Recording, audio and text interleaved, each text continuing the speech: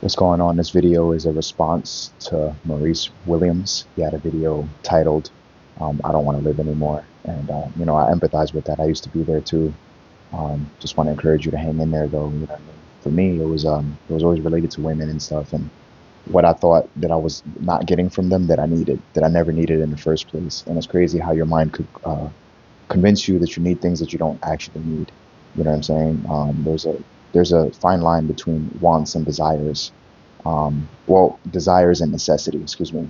And sometimes the mind will confuse what's a desire with a necessity. And there's one reason why we're all down, feeling down and out, sad, depressed, mad, like all these emotions, all these negative emotions. I think they really stem from the same place. And I think that's having a desired outcome and not achieving it. On top of that, feeling like you're a million miles away from your desired outcome and you see no roadmap to get to where you want to be. And start to internalize that and develop like a defeatist type of mindset. Like, what's the point of even moving forward? If it's a billion miles away, how am I going to get there? You know what I'm saying? Like, damn sure can't walk there. You know what I'm saying? Like, can't skateboard there. I can't, you know what I mean? You start feeling like you need a rocket ship, and it's like, yeah, well, I can't afford that. So, you know what I mean? And then if you wanting to tap out, stuff like that. But, anyways, there's things that we desire from God, there's things we desire from people, and there's things that we desire from ourselves. So, and these are the three areas where we could be impacted on emotionally. A lot of the frustration comes with unmet desires from people. Usually, we're always mad at somebody else, is because we think somebody should be this way, they shouldn't be that way. I've learned to remove those two words from our vocabulary completely. I don't say should or shouldn't in sentences anymore. It is what it is. To say should or shouldn't, like it's more of a feminine mind state, anyways. It's an idealistic mind state. People should be polite. Yeah, they should be, but will they? No. Like, oh, people should be kind. Common human decency. It should be a thing. I'm sorry to tell you. You know what I mean? So, people that complain about these things, how indecent people are, or like how rude people are, or how, you know, it just shows that like they have their mind made up for how it should be, and like they just and then because there's reality and there's what we fantasize about, and usually the frustration comes from reality not matching up with what we fantasize about, because we have somebody else's roles so scripted on who they should be. But what I learned about people is they're going to be who they feel like being. And that might not be your issue, accepting people for being what they want to be, even when what they want to be is demonic or weird or maybe a complete inconvenience to you. But for me, that was a super hard pill to swallow. Once I learned that, I got on to be extremely happy, because people that are liars, they're going to lie. You know what I mean? And my frustration came from, I used to expect liars not to lie. I used to expect assholes to be nice. I used to expect the unrighteous to be righteous. And then I realized, yo, that's like expecting a fish to be a damn rhinoceros. You know what I mean? A fish is going to be a fish, So, like, do I think people should lie? Of course not, But, you know, a liar is going to be what he is, and that's what he is at the moment. Jim Rohn says, of course, liars should lie. How naive should you be? They lie, they lie. That's why we call them liars. Well, what else would you expect from a liar? Truth, And then I realized I was expecting truth from a liar. I was expecting kindness from an asshole. I was expecting righteousness from the unrighteous, consideration from the inconsiderate, and it's like, go, like, you know what I mean? Like, yeah, there's no consideration that's going to come from an inconsiderate person. And once I started establishing these things emotionally, life became significantly better. Now, back to a point that you made, feeling depressed, maybe you feel aimless. If you want to feel a sense of happiness, all you have to do is create goals.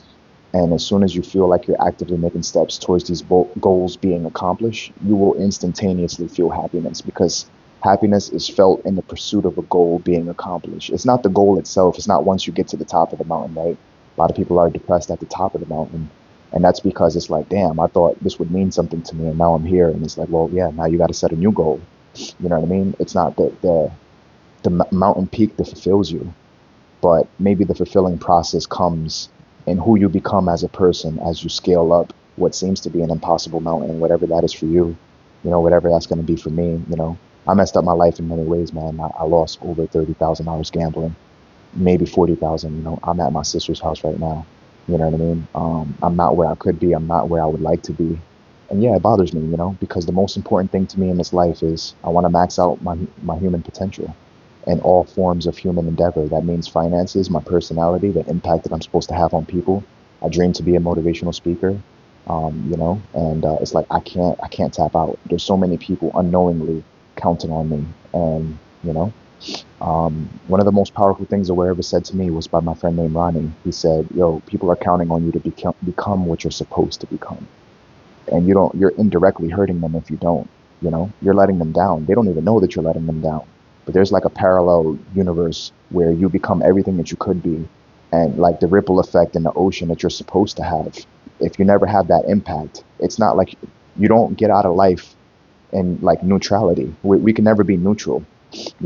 Things are either righteous or they're not. Um, they're good or they're not. It's up or it's down. It's black and white. I saw a YouTube video, right? A guy had a dream where the world ended. God came for his people, the devil came for his people, and it was empty, But his whole life, this guy, he sat on the fence. So in a dream, ironically, he was sitting on a fence and he sees the devil approaching him. And he was like, whoa, whoa, whoa. Like, I might have not chose God directly, but I damn sure didn't choose you. And the devil points and he says, you see that fence that you're sitting on? That fence belongs to me. And he grabs the fence as well as the guy and drags both of them to hell. You know what I mean? And it's like, damn, and I don't know what the person did after they had that dream. It's like I would convert the next day, the same day. If I had that dream, it's like, damn, it's time to give my life to God. You know what I mean? But that dream, what it means to me hearing that is like, you're gonna have to pick a side, and being neutral and not being impactful is the same as being like unrighteous. It's the same as letting go of your potential. You know what I mean? And it's crazy that in nature, like a fish is gonna swim as far as it can. Sharks are gonna swim as far as they can. Animals are gonna be what they're supposed to be. A tree will grow as high as it possibly can, and only humans at the end of the day forfeit their potential and never become what they're supposed to be. So many of us do that. But everything else in nature naturally maxes out its potential. A tree grows as high as it can, you know what I mean? And I know your goal is to get wealthy, so is mine. My personal goal is $1,000 a day. I do music too, you know what I mean? If you go on my page, there's a song called Poetry at its Finest. I never thought I'd be able to write a song. That's good, there's that level of like greatness, you know what I mean? And I could easily feel discouraged about where I'm not, where I could be. But it's like, or I could just, okay, like what's the next step and just put in the work because I am here and it might happen later than I would have liked it to. But you gotta just press on, man. And last thing I want to leave you with, hold on. Last thing that I want to leave you with, give me a second. Trying to think. Last thing I want to leave you with in life, right? There's people that are suffering, and everyone suffers in a different way. But um, there's whatever's making them suffering. It's the mindset. It's the mindset that they have. It's the way that they think. And then there's someone else in life who's coasting by in that area. You know what I'm saying? And they don't have that same suffering at all because they think differently. So whatever we suffer with, there's a book written on the subject. There's a YouTube video. There's a mastermind. There's a training course. I used to be super emotional. I used to be easily triggered, offended, sad. Like all of these things have been removed from me. But that's because I read books. I listen to audio clips. Like I listen to motivational speakers and stuff. And I was like, yo, I gotta be better. And when I was suffering, I didn't know what it was, but I knew it was me. And I knew that whatever mindset that I had was making me suffer. I know anybody who possesses that mind state is likely to have the same suffering as me, Um, so never feel like life is attacking you particularly, you know what I mean? Anyone who has that certain mindset of like, here's what I desire, I'm not getting, and because I'm not getting it, I'm going to throw a fit about it. Anyone who thinks like that, incapable of not getting their way and still figuring out a way to have a smile on their face, they're positioned to constantly be attacked by life because anything that you value above God, that becomes the attack. You know what I'm saying? Like, some people think they'll be happy when all their ducks in a row, and it's like ducks will never be in a row, man. There's always gonna be something happening. As soon as your ducks are perfectly lining up, devil takes a shotgun to try to scatter them. You know what I mean? And you can never allow something to take the place of um, the level of importance that God should have in our life. You know what I mean? And the way you combat all of that, like here's a tactical strategy, is being in a spirit of gratitude. One of my favorite quotes: you're only as happy as you are grateful." So people that are sad, any form of misery that any of us have, we're not struggling with misery. We're actually struggling with gratitude, you know?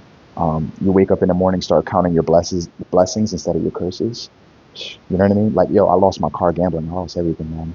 You know, I saw you in your car as you was in a different video driving, and I'm like, damn, I wish I had my license. But because of chronic gambling and whatever else, it's like I don't have that anymore. So it's like, so the problems you have is, you might have something in your life that other people wish that they had. Like I